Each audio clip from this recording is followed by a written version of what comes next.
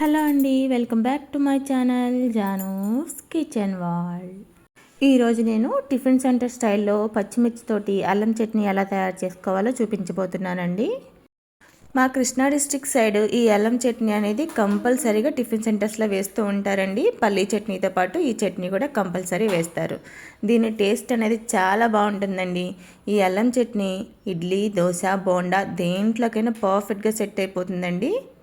మరి దీని తయారీ ప్రాసెస్ ఏంటో సింపుల్గా చూపించేస్తాను, వచ్చేసేయండి. ఈ చట్నీకి కావాల్సిన పదార్థాలు, కొలతలు ఎలా తీసుకోవాలో చూపించబోతున్నానండి. దీనికోసం ముందుగా మనం అల్లం, చింతపండు, పచ్చిమిరపకాయలు, అలానే బెల్లం వీటిని తీసుకొని రెడీగా ఉంచుకోండి. వీటిని కొలతలు ఎలా తీసుకోవాలో చూపించబోతున్నానండి. చూడండి, మనం అల్లాన్ని శుభ్రంగా పైన తొక్కాది తీసేసి నీట్గా వాష్ చేసుకొని చిన్న చిన్న ముక్కలుగా తీసుకోండి. అల్లాన్ని ఎంత క్వాంటిటీ అయితే తీసుకుంటామో చింతపండుని కూడా సేమ్ క్వాంటిటీ తీసుకోండి. ఈ చింతపండులో పిక్కలు కానీ నారలు కానీ ఏమైనా ఉంటే తీసేసుకుని చక్కగా రెమ్మల్లాగా విడగొట్టుకొని అల్లం ఎంతైతే తీసుకుంటున్నామో సేమ్ క్వాంటిటీ చింతపండు కూడా తీసుకోండి. పచ్చిమిరపకాయలు వచ్చేసరికి కొన్ని మిరపకాయలు కారం ఎక్కువగా ఉంటాయి, కొన్ని మిరపకాయలు మంట తక్కువగా ఉంటాయి కదండి. నేను మంట తక్కువగా ఉన్న మిరపకాయలు తీసుకున్నానండి. మనం అల్లం ఎంతైతే తీసుకున్నామో డబల్ క్వాంటిటీలో పచ్చిమిరపకాయలు అనేది తీసుకున్నాను. అలానే బెల్లం తురుము కూడా మనం అల్లం ఎంతైతే తీసుకుంటామో సేమ్ క్వాంటిటీలో బెల్లం తీసుకోవాలి. దీంట్లోకి ఒక గుప్పుడు కరివేపాకును కూడా తీసుకొని రెడీగా ఉంచుకోండి. ఇప్పుడు స్టవ్ వెలిగించుకొని ప్యాన్ పెట్టుకొని ప్యాన్ హీట్ అయిన తర్వాత 1 టేబుల్ స్పూన్ వరకు ఆయిల్ వేసుకొని హీట్ చేసుకోండి. ఆయిల్ బాగా హీట్ అయిన తర్వాత పచ్చిమిరపకాయలు అలానే అల్లం ముక్కలు ముందుగా ఈ 2 వేసుకొని వేయించుకోవాలి. పచ్చిమిరపకాయలు తుంపుకోకుండా అట్లానే వేసుకున్నారంటే చిటపటమంటూ పైకి పేలుతూ ఉంటాయండి. అందుకని పచ్చిమిరపకాయలని 2 ముక్కలుగా చేసుకొని వేసుకోండి. ఈ పచ్చిమిరపకాయలు అల్లం కాస్తంత ఫ్రై అయిన తర్వాత ఇప్పుడు కరివేపాకు అట్లనే చింతపండు ఈ రెండింటిని కూడా యాడ్ చేసుకోవాలి. పచ్చిమిరపకాయలు సగం ఫ్రై అయిపోయిన తర్వాత కరివేపాకు చింతపండుని యాడ్ చేసుకోండి. ఇప్పుడు గిరిటితో ఇవన్నీ కలుపుకుంటూ వేయించుకోండి. పచ్చిమిరపకాయలు పూర్తిగా ఫ్రై అయ్యేలోపు ఈ చింతపండు అనేది మెత్తబడిపోతుంది. చింతపండుని ముద్దలా వేయకుండా ఇలా రెమ్మలుగా తుంపుకొని వేసుకున్నారంటే ఆ వేడికి చక్కగా మెత్తబడుతుంది అన్నమాట. ఇవన్నీ చక్కగా గరిటెతో కలుపుకుంటూ పచ్చిమిరపకాయలు పూర్తిగా ఫ్రై అయ్యే వరకు వేయించుకోండి.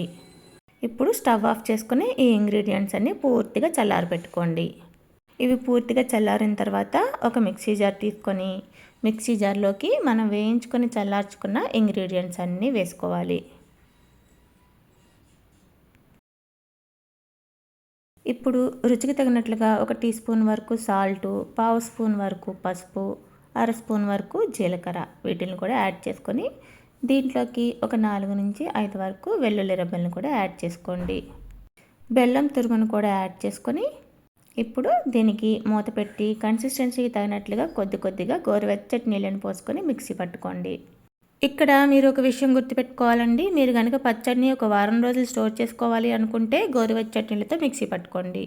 లేదు మేము అప్పటికప్పుడు తినేస్తాము అనుకుంటే రూమ్ టెంపరేచర్న వాటర్ పోసుకున్న ప్రాబ్లం లేదు. వీడియో క్లిప్లో చూపిస్తున్నాను చూడండి. ఈ విధంగా మెత్తగా మిక్సీ పట్టుకొని ఈ చట్నీని ఒక మిక్సింగ్ బౌల్లోకి ట్రాన్స్ఫర్ చేసుకుందాం. ఇప్పుడు ఈ చట్నీకి తాలింపు పెట్టుకుందాం. నేను పచ్చిమిరకాయలు వేయించుకున్న ప్యాన్నే పెట్టుకున్నానండి. దాంట్లోకి 1 టీ స్పూన్ ఆయిల్ వేసుకొని ఆయిల్ హీట్ అయిన తర్వాత ఆవాలు, పచ్చిశనగపప్పు, మినప్పప్పు, జీలకర్ర, ఎండుమిరపకాయలు ఇవన్నీ వేసుకొని దోరగా వేయించుకోవాలి. ఇవన్నీ కాస్త వేగిన తర్వాత ఇప్పుడు దీంట్లోకి 2 రెమ్మల వరకు కరివేపాకు కూడా యాడ్ చేసుకొని ఇవన్నీ చక్కగా కలిసేలాగా వేయించుకొని ఇప్పుడు ముందుగా రెడీ చేసి పెట్టుకున్న చట్నీలోకి ఈ తాలింపుని ట్రాన్స్ఫర్ చేసుకోవాలి.